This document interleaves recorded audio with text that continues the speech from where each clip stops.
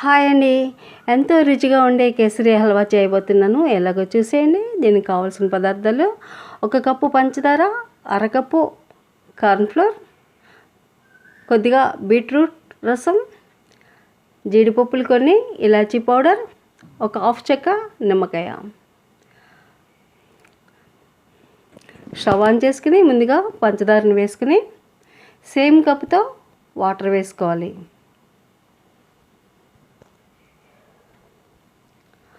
పంచదార పూర్తిగా కరిగే వరకు కలుపుకుంటూ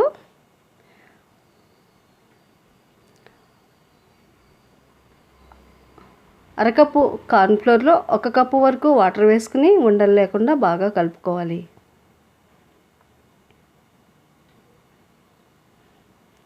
ఇప్పుడు మరుగుతున్న వాటర్లో కొద్దిగా నిమ్మరసం పిండుకుని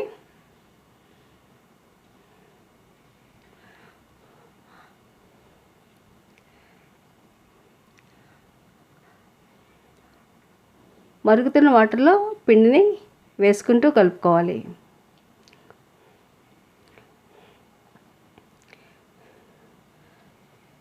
లైట్ కలర్ కోసం కొద్దిగా బీట్రూట్ రసం వేస్తున్నాను. ఇలాచీ పౌడర్ కూడా యాడ్ చేసుకుని,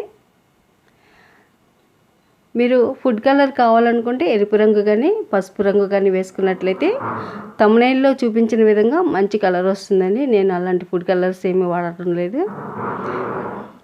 హల్వా దగ్గర పడేంత వరకు ఉడికించుకోవాలి. మధ్య మధ్యలో 2 స్పూన్లు నెయ్యి యాడ్ చేసుకోవాలి. ఒక 10 స్పూన్ల వరకు అవసరం పడుతుంది. నెయ్యి ఎక్కువ వేస్తేనే హల్వా బాగుంటుంది.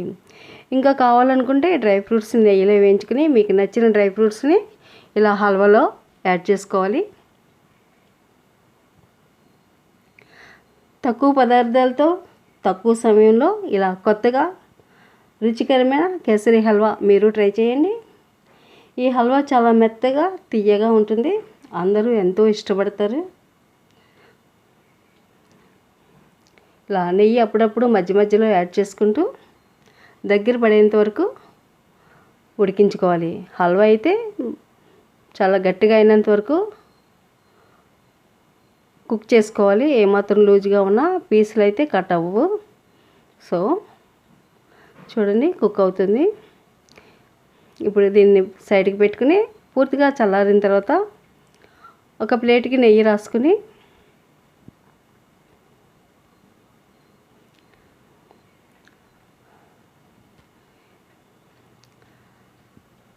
హల్వాని ప్లేట్లోకి వేసేసుకోవాలి. కొంచెం చల్లారిన తర్వాత కలర్ కొంచెం కనబడుతుంది. ఇప్పుడు లైట్ వైట్ కలర్లో ఉంది.